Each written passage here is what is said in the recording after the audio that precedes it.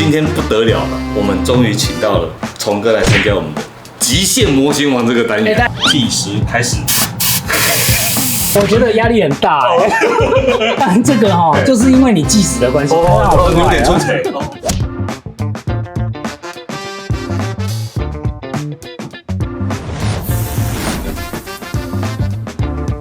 嗨，各位朋友，大家好，我是 MAD 小杨老师。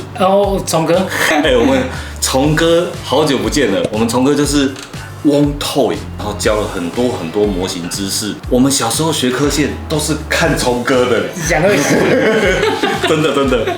然后啊，今天不得了了，我们终于请到了崇哥来参加我们的极限模型王这个单元。等，我们是模型教室吗？现在不开玩笑，常常看到崇哥在粉专更新一些动态，其中一个就是光影，我觉得这个是太厉害了。就是一般我们涂的那个光影都是在非常均匀的，在每一个零件，不管在哪一个角度，我们的光影都是一致的。但是崇哥今天要带来的是真正的光跟影。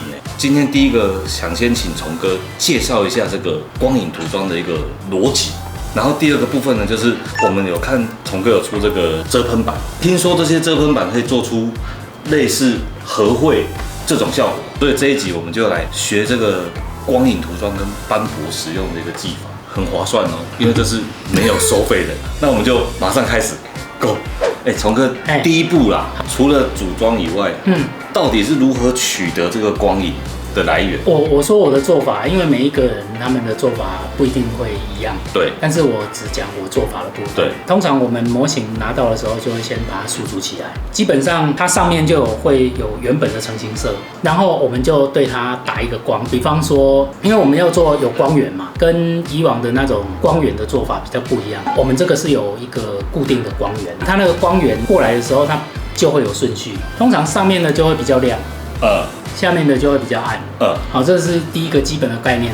通常我会真的用一盏真实的光去照它，我就用相机把它拍起来。对，拍起来啊，拍起来你就会看到相片中的立体物，它会有明暗啊。背后的话也是一样，就是光源不动，然后就把它转到后面，对，转到后面去，然后再拍一张。那你就会有前面一张，后面一张，那就是全部了。这样那个灯它就会有2盏嘛。光这件事我就想不明白了。为什么？真的，因为我一直想说，正面的灯在这里啊，我怎么知道背面的灯在哪里？原来你是用用对称的。那你这样你背后才有光嘛，要不然你只有一盏灯的话，背后一定是暗的。对，会全暗。对，会全暗。那可是我们模型是立体的，我们不会只看前面啊。哇，这里解开了我多年的疑惑。真的假的？真的。我听到这里，接下来我觉得要拆另外一集，因为我们现在要把它放付费频道。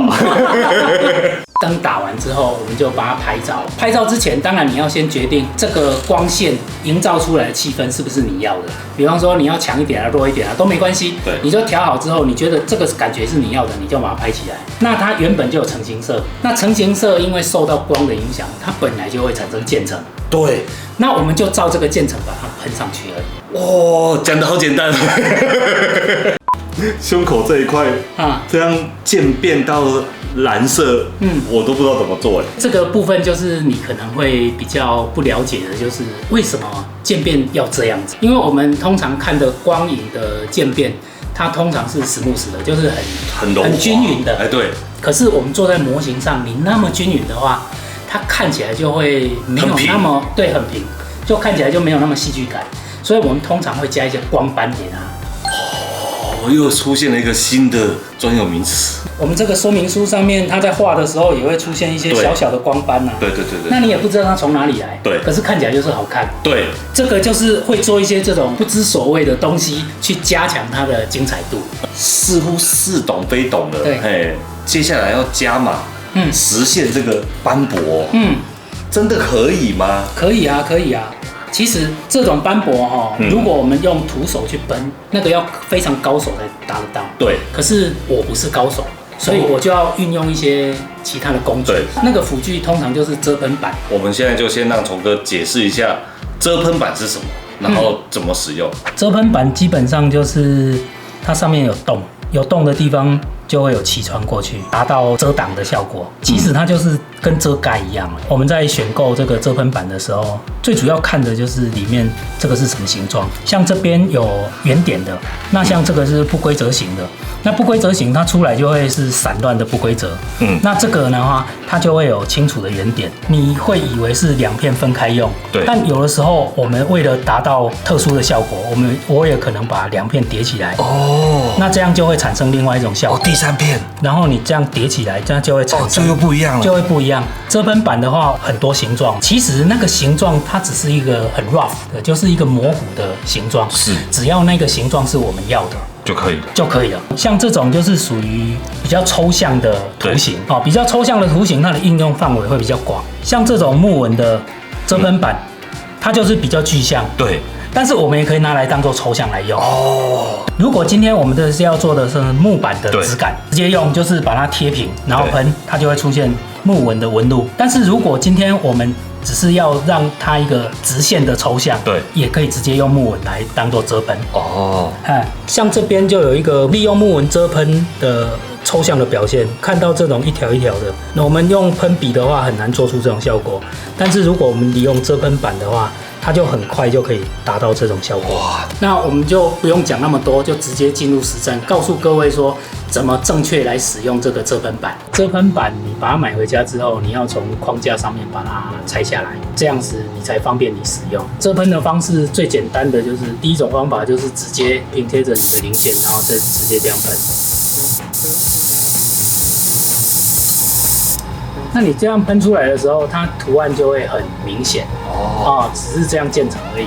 另外一种方法呢，就是要浮遮，把它浮在零件上，然后你去喷，我们喷相同的位置，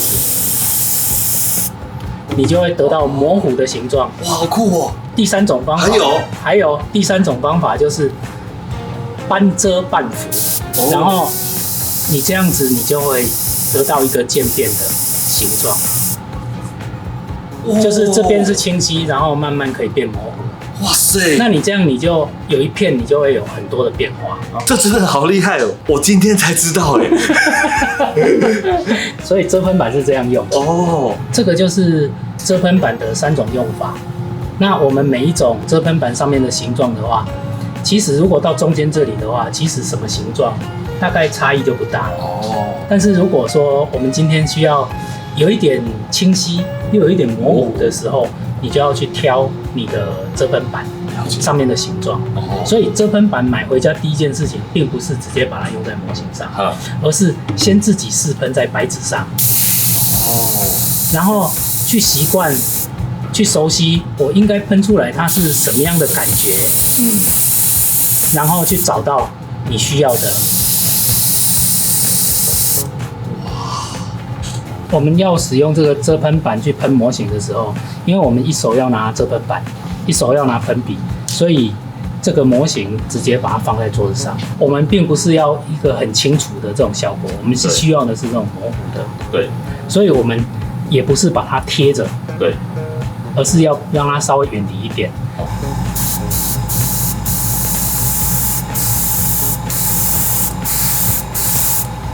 这样就有了。对，像这样。那因为我们这个是硬的，当你要做后面一点的地方的时候，你就移动就好了。对，因为我们并不是要它一个连续的图案，而是只要它的效果。对，所以我们这个遮喷板你就可以像这样移动。对。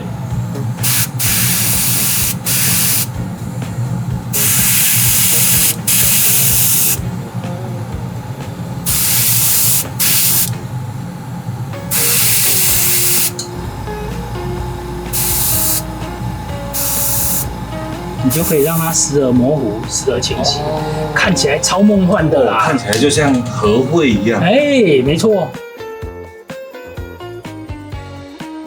我现在来示范在浅色上面喷一些有色彩的光斑。对于遮喷板要怎么去应用它不知道的话，我是建议各位去看那个说明书或者是和绘，它常常会出现一些奇奇怪怪的这些光斑。那这个光斑它就是比较精彩的元素。比方说，我们看到这个上面就有紫色啊、蓝色啊这些东西，那我们就是照着给它就好。哦，比方说，先给蓝，等一下再加一点紫，那它就会产生2种变化的这种遮喷效果。那我们准备来喷了，计时开始。靠腰，你真的就有计时啊？对，哇，好漂亮哦！对呀、对呀、对呀、哇，这10几秒就加了多少分了？童哥可以了啊！不行不行不行不行不行！哎，这盾牌变好梦幻哦。但是啊，有的时候我们在喷这个，会停不下来，对不对？对，会停不下来，因为你会觉得说，哎，是不是再多一点会更漂亮？但事实上哦，你做太多，就是这种太多的时候啊，它就是多就等于没有。对，现在就是有跟没有才浪漫。对，没错没错。然后我们等一下呢，再给它换一个颜色，换一个紫色。那这个上面的这些斑点，它就会产生2种色彩，看起来会更梦幻。哇！我补充一下，讲解的时候时间是没有流动的。哦。然后等一下你换好颜色，开始哦，我们还是会继续计时。我觉得压力很大那我们现在就换另外一个紫色。好，计时开始。还是有。要算你做完这些时间要多久？哦，你卖我压力啦，等下我喷一个冰车。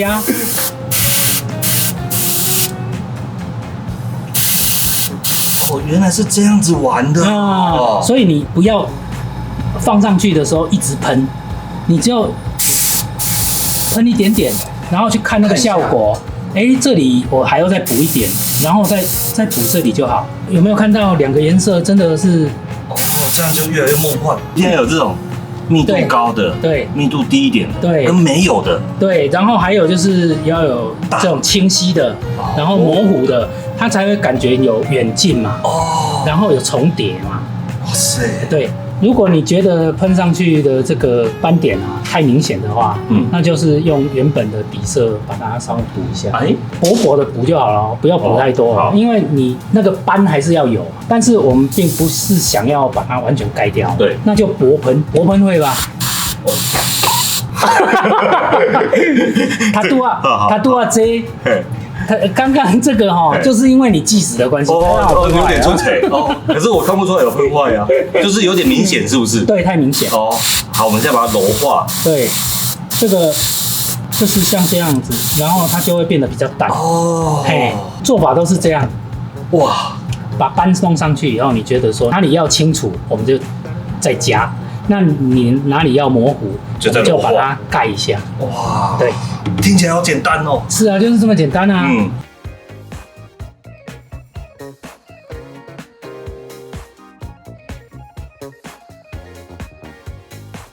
然后现在我们来示范那个一条一条的那个光流或者是光线。那我们就选用这个木纹。那木纹因为它大部分都是直线条，一样不要服帖。服帖的话，你喷出来就会是木纹。所以我们让它离开一点，它喷出来就会是像这样的线条。哇，好帅哦！这个我们喷笔根本做不到啊。对，但是你透过遮喷板的话，它就可以很容易做出这种既清晰然后又模糊的这种效果。哇，这个光流真的好帅！如果它是木纹，因为我很少用木纹，对，我觉得我可能用不太到。对，但是光流我就超爱用啦。这个就会带出像这种是光斑，然后这种就是线条的，它可以增加那个模型它的立体感。对，真的很帅。尤其是你如果有做那个高光的时候，你可以用这个光流来当做你的高光。哦，比方说这里，还有高光，对，然后我们在这个点。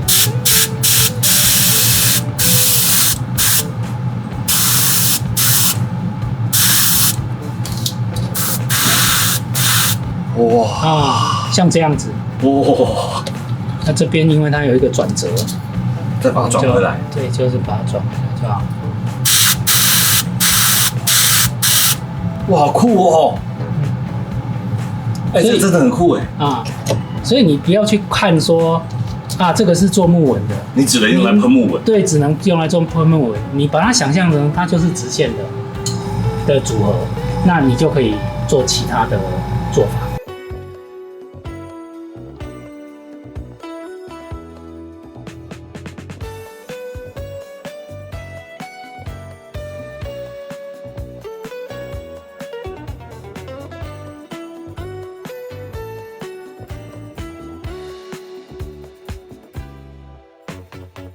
崇哥这一次花了1分钟55秒，就完成了1、2、3个部位的合会喷涂。对，只有斑驳是吧？不是完成3个部分哦，不是。但是你知道吗？你看哦，你这里的装甲就几片啦，这里有几片，然后再加这边，好，再加这个盾牌，你这样子才花2分钟。你只要把这些技法参加在极限模型王上面，光这2分钟你加了快600分呢。你麦克给他塞好啊！所以这样子还是没洗到。没有，你麦克给他塞好。好，那我们回归正传。对。好，那我们还是请崇哥，来帮我们总结一下今天上课的一些内容。第一个就是光影嘛，光影各位再要回去自己玩玩看啊。最重要的就是这个遮喷板，遮喷板用来做一些这个上面的一些特效，其实会很方便。那如果说不知道怎么用的话，可以去参考说明书上面的合绘，对，它上面一定会有一些奇奇怪怪的斑点，对。那这些奇奇怪怪的斑点，你可以透过这个遮喷板来实现。我们在喷涂使用这个遮喷板的时候，我们在浅色上面就是喷色彩，对。那在这个深色上面，你就喷一些白色，那它就可以带出光的感觉。遮喷板它不是只有单一片这样使用，对，你也可以2片把它复合起来，它就是另外一种玩法。那不同的形状从2片重叠，它就会得到第3种颜色，甚至于你把它转一个方向，它就会又不一样，又不一样的形状，不是颜色。反正就是小小一片板子，对，你把它这些买齐了，自己搭配，自己就可以试玩出很多种玩法。我应该鼓励大家把它买齐吗？一定要的啊！这个我们在买设备，对，买工具、买耗材，我们要成为职业的，我们要玩得爽，这一定是要买齐的啊！好，而且这个是崇哥亲手画的呢。对，那这些一个洞一个洞，崇哥花多久了？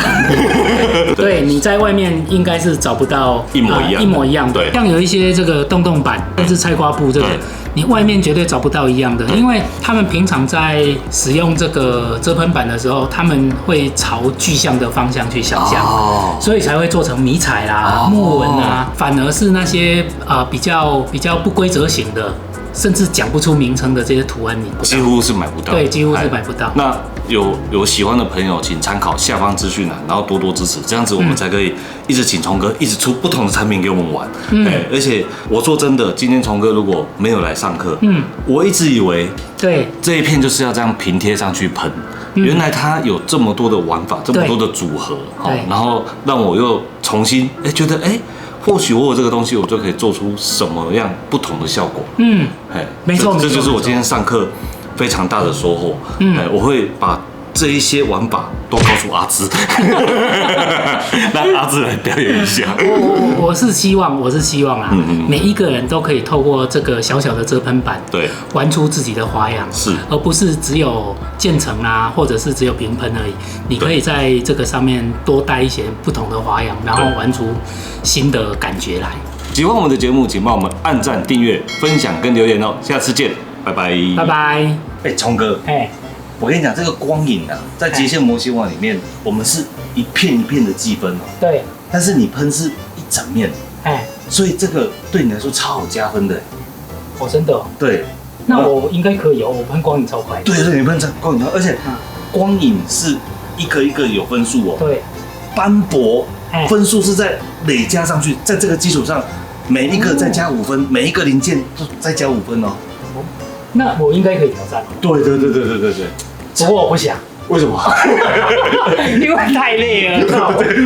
我刚才以为我快要洗到了。如果是自己挑的话，那我挑一些红煞、绿煞的话，那不是更快吗？那就是几乎都同一个颜色啊。快的话，它的基础生命值比较低。你不知道什么是基础生命值？我不知道。零件越大盒，一片零件有3分，所以有300片零件，你开始挑战就有900分的基础生命。所以如果你挑一盒只有30片零件的，你一开始只有90分。所以对，所以你要挑一个时间里面你做得完，一定要做完，因为没做完是没分数。对，所以你要挑一个你做得完，然后零件数量又刚好是最好的基础生命值。就是反正零件越多分数越高，可是你做不完就等于没有。对啊，零件越少分数越低，可是你可以做很多的加分。我觉得这个有策略。对，这就是一个有策略的比赛。对，这不是一个蛮干的比赛。对，我觉得这个需要策略。我第一集只是示范赛，故意输给阿志。真的假的？可是喷神真的不是浪得虚名，他本来就很快。他跟疯子一样，你知道吗？他每次走出来就说：“小江老师，下一台要挑战什么？”阿志，虫哥要跟我玩什么？就突然跑出来，虫哥，快点，下半天了。我不敢，因为我知道那个喷神不是浪得虚名，我那么快，我哪有办法？但是我们这里怎么样？进来以后是没有房卡可以出去，直到你完成这个比赛，我才可以离开。我说下一集阿志做光影，你录一集光影的从头到尾的挑战，看多久给聪哥看？他是不是看完会觉得你这么慢，我应该会赢？他就过来了，再洗一下，快成功了！各位观众留言说聪哥上，聪哥加1。